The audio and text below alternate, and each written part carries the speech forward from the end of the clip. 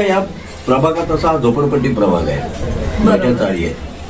याच्यामध्ये सगळ्यात बैठ्या चाळी असतील, बहुतेक ठिकाणी बैठ्या चाळीच असतील, काही ठिकाणी पूर्ण हा प्रभाग जो 89 जो प्रभाग आहे 89 जो आपला पूर्ण 90% पूर्ण स्लम एरिया, झोपडपट्टी एरिया आणि 10% म्हणजे सुधारित आहे. पण 10% पण आपण म्हणू शकत नाही, पूर्ण 100% म्हटलं तरी चालू शकतं. पण याच्यामध्ये पाण्याची व्यवस्था, गटाराची व्यवस्था, आरोग्याची व्यवस्था कशी आहे या ठिकाणी?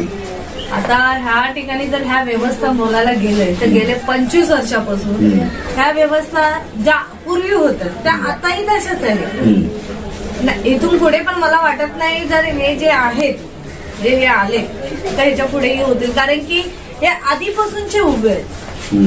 मी असं म्हणू शकत नाही की मला कोणावर टीका करायची नाहीये, पण जे आपले जे सत्ताधारी आहेत, जे पॅनलवरचे नेते आहेत, त्यांनी खरं तर या सुधारणा म्हणजे 25 वर्षापूर्वी जर थोडे केले असते तर कदाचित आता ही परिस्थिती उद्भवली नसती. जर तुम्ही आतमध्ये गेलात तर पूर्ण चिखल आहे, गटाराचं पाणी बाहेर आलेलं आहे, नाले स्वच्छ आहेत, लादीकरणाची जिथे गरज आहे तिथे लादीकरण आहे. आता प्रचारासाठी मी बाहेर पडलेच आहे ऑलरेडी. मी आधीच सगळा एरिया पिंजून काढलेला आहे, मला एक गल्ली माहित आहे.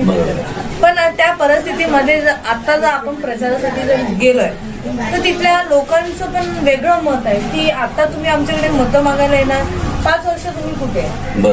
5 वर्षानंतर तुम्ही आमच्या दरवाजात डुंकून सुद्धा बघणार नाही, असं त्या जनतेचं मत आहे. पण जनतेने पण नवीन चेहरा समोर आणला, कारण की तेच जर आपण आणले जे आधी पूर्वीपासून चालू आहेत, जसे बोलायला गेले सत्ताधारी आहेत, जसे आधीचे कार्यकर्ते आहेत, शाखा प्रमुख होते, नगरसेवक होते, आमदार होते, खासदार आहेत, पण यांनी हा प्रश्न का उचलले नाहीये?